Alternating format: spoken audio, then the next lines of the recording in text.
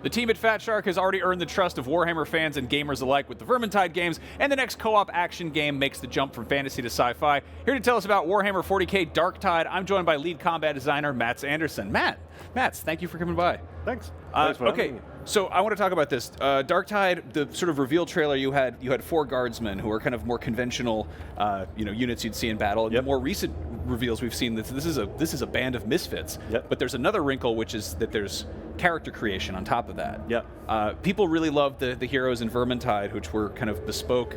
Can you tell us about how sort of character creation balances out with having these characters be their own characters? With all the other things. I mean, basically, it has 2 different ways of telling the story, right? Like, we know that for Vermintide, people love the Uber Strike 5, and it's a very bespoke story of telling the thing, right? For this, we want to have a very kind of human perspective on what is the 40k very epic kind of setting, right?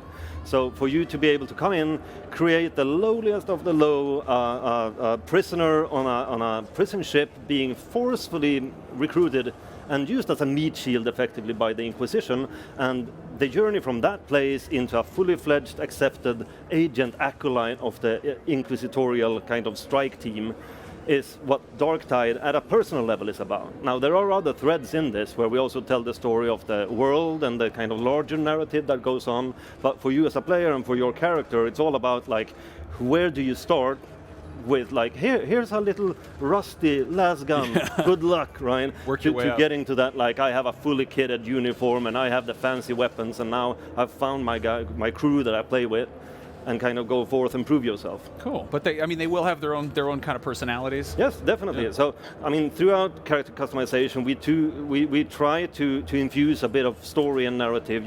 You have this whole setup with, where are you from, childhood formative things, how did you end up as a prisoner? Like, you build a bit of a backstory that also caters into the VO and banter between the characters. And I mean, it's basically, for people who are not into that sort of thing, it's something that you can kind of click past, but it still gives you, I mean, I tend to build a lot of characters when you sit and work because you need to set them up and try them out, but you always kind of stop yourself going like, well, this guy is from an industrial thing, and he had, that's sad, cool. That sort of thing. But now, we've got some exclusive brand new gameplay here. Yep. There's a lot going on here. This is, we saw a very big creature, which some sort of Nurgle henchman. Is that a full-blown great unclean one? It was earlier. Yeah. No, it's the plague ogrins. We have a lot of ogrins in this game, and I mean, a plague ogrin is basically a bioweapon of the arch enemy. They take an ogrin that is already a huge guy, that is really resilient and really tough, and infuse him with every virulent bacterial pox, and then just throws him into a place where you want people to get really sick and infected, or as they call it, blessed with the blessings of Nurgle, right? Now, Warhammer 40k is very, very deep lore, and the game has attracted millions of players, and this is a very different perspective. It's a very action-packed first-person shooter, which is a long walk from arranging armies on a table. Yes. I think this has attracted the attention of a lot of gamers who maybe wouldn't normally gravitate towards 40k. For complete 40k noobs, what do they need to know before jumping in here? I mean, not a lot. I mean, it's one of the things that we try to work into the game, since we want to build a solid game and a solid kind of experience. And through the kind of introduction of your character and build-up of your character, we do explain a lot of things.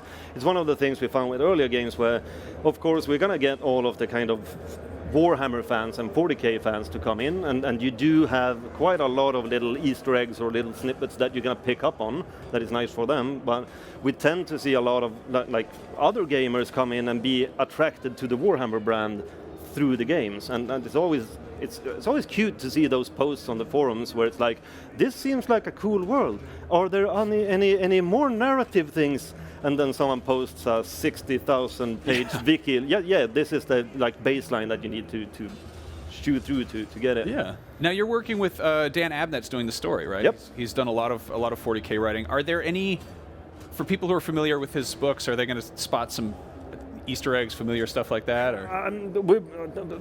I am not at liberty to say, as we say in Sweden. But yeah, for sure. I mean, he's been a huge inspiration, if nothing else, to kind of set the perspective that we're looking for. A lot of the people, as I say, in the studio are very happy because we've read all his books already and most other Warhammer books. So to basically use his perspective that he uses in a lot, both in the Gaunt's Goats stuff and Eisenhorn and the others, to kind of set the original perspective here. Because as you say, we're not trying to do the tabletop super epic thing. We are trying to zoom in and then zoom in some more and then zoom in and look at what does a Hab one-room apartment in a Nurgle-infested part of a hive that you run into look like, right? Yeah. Now, I've seen some debate online about people who, you know, really familiar with the lore, and they're like, I don't know if this squad of rejects would be able to take on like a daemon. Like, are they?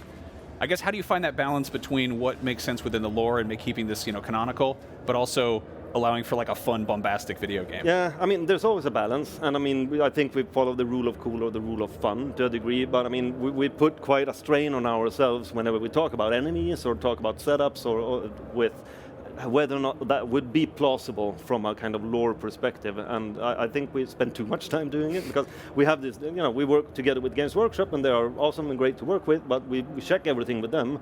But before we check with them, we check with ourselves and say, like, would it be like how many last gun shots on average should it take to kill one of these guys? And we reference the tabletop and we reference the role-playing games, and you know, playing the tabletop games, you can always roll a 6.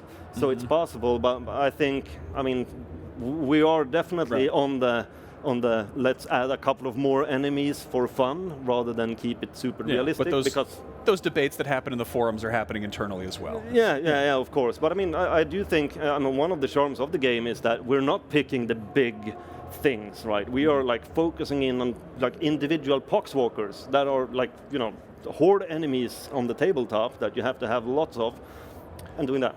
Great. Warhammer 40K Darktide is hitting PC on November 30th and Xbox Series X and S shortly thereafter, and I'm dying to see more of it. I have like 8 more questions here we didn't get to.